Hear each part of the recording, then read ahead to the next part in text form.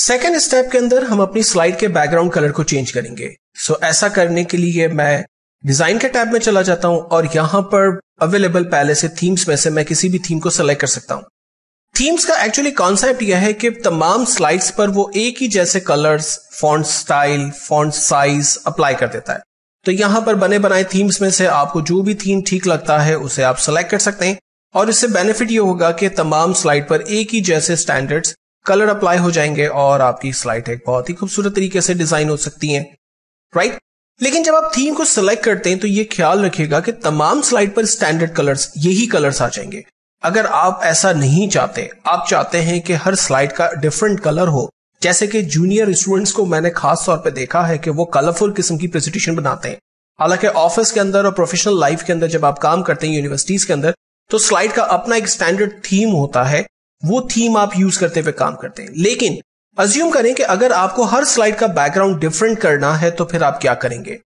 आप अंडू करके सबसे पहले तो इस थीम को खत्म करेंगे।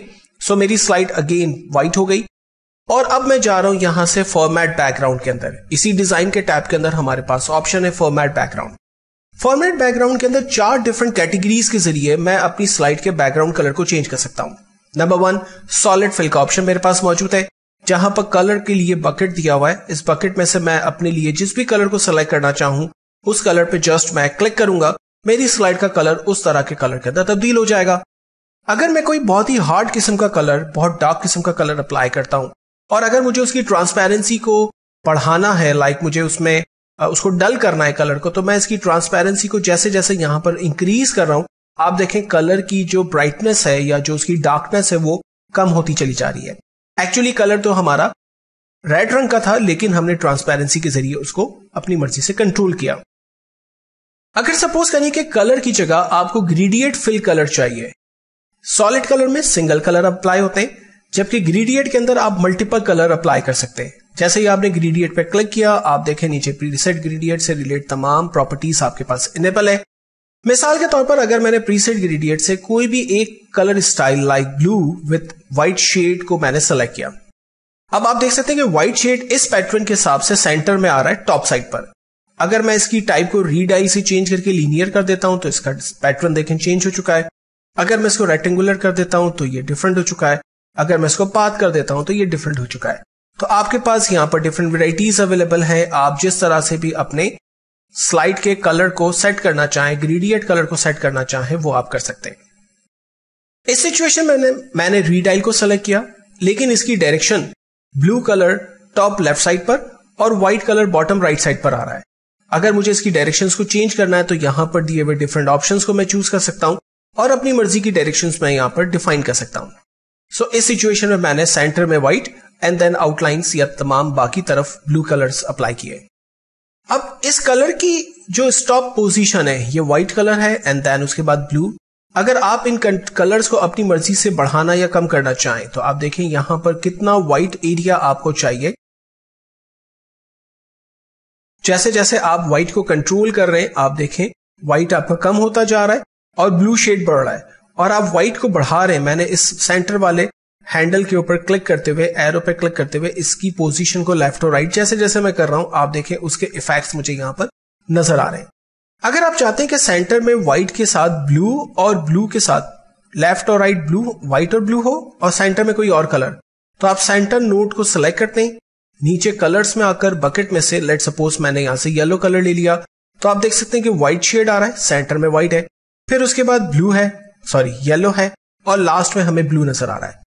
अगर आप येलो को कम करना चाहते हैं, ब्लू को बढ़ाना चाहते हैं, तो इस नोट को आप अपनी मर्जी से बढ़ाते हैं। ये देखें येलो का शेड बढ़ रहा है, कम हो रहा है और ब्लू का शेड जो है वो बढ़ता हुआ आपको नजर आ रहा है।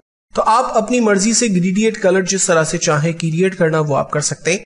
और इवन अगर आप इन 3 शेड्स के अलावा चौथा शेड ऐड करना चाहते हैं तो आप लास्ट नोट पे क्लिक करते हैं तो आपके पास देखें एक और एरो जनरेट हो गया और इस एरो के कलर को आप अपनी मर्जी से जो भी शेड देना चाहें वो शेड आप दे सकते हैं। यहां पर हमने 4 डिफरेंट शेड्स अप्लाई किए। जिस तरह से भी आप चाहें, ये सारी क्रिएटिविटी आप पे डिपेंड करती है। और ऊपर दिए हुए अब टाइप और स्टाइल इन चारों कलर के साथ मिलकर डेफिनेटली आपके लिए काम करेंगे। इसके बाद हमारे पास पोजीशन है। अगर आप कलर की पोजीशन को अपने हिसाब से कम और ज्यादा करना चाहते हैं तो वो आप डिफाइन कर सकते हैं। देखिए इंडिविजुअल नोड को आप मूव करते हैं या फिर आप यहां से इसको मैन्युअली चेंज करते हैं परसेंटेज वाइज। ट्रांसपेरेंसी आपको अगर बढ़ानी है आप ट्रांसपेरेंसी बढ़ा सकते हैं, और अगर आपको ब्राइटनेस कम और ज्यादा करनी है तो आप इसकी ब्राइटनेस को कम और ज्यादा कर सकते हैं। ग्रेडिएंट कलर के बाद नेक्स्ट है हमारे पास पिक्चर एंड टेक्सचर। अगर आप बैकग्राउंड पे कोई टेक्सचर या पिक्चर अप्लाई करना चाहते हैं, लेट अज्यूम करें कि ये टेक्सचर बाय डिफॉल्ट इसके पास आ गया। अगर आपको ये ठीक लग रहा है ओके, अगर आपको ये ठीक नहीं लग रहा है तो आप नीचे देखें टेक्सचर के अंदर आपके पास बहुत से टेक्सचर्स मौजूद है।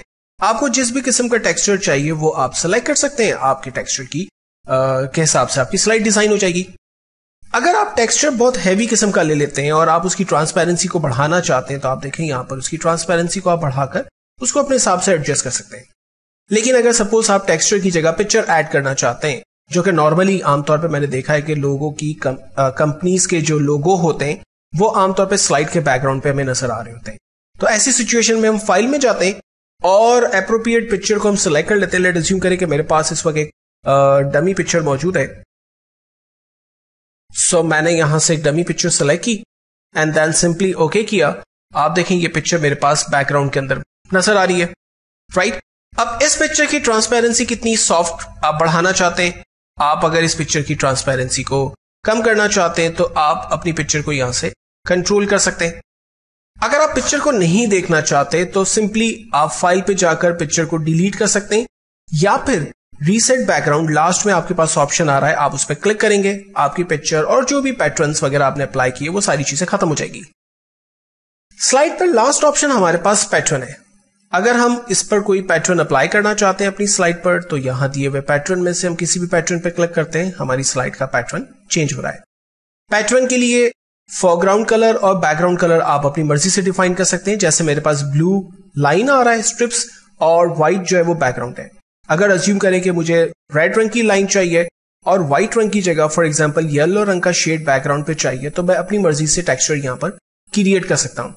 तो ये तमाम चीजें आप पर डिपेंड करती हैं कि आप अपनी स्लाइड के कलर्स क्या रखना चाहते हैं, आप उस पर कौन से पैटर्न या आप टेक्सचर अप्लाई करना चाहते हैं या ग्रेडिएंट कलर अप्लाई करना चाहते हैं, ये डिपेंड करता है आपके ऊपर।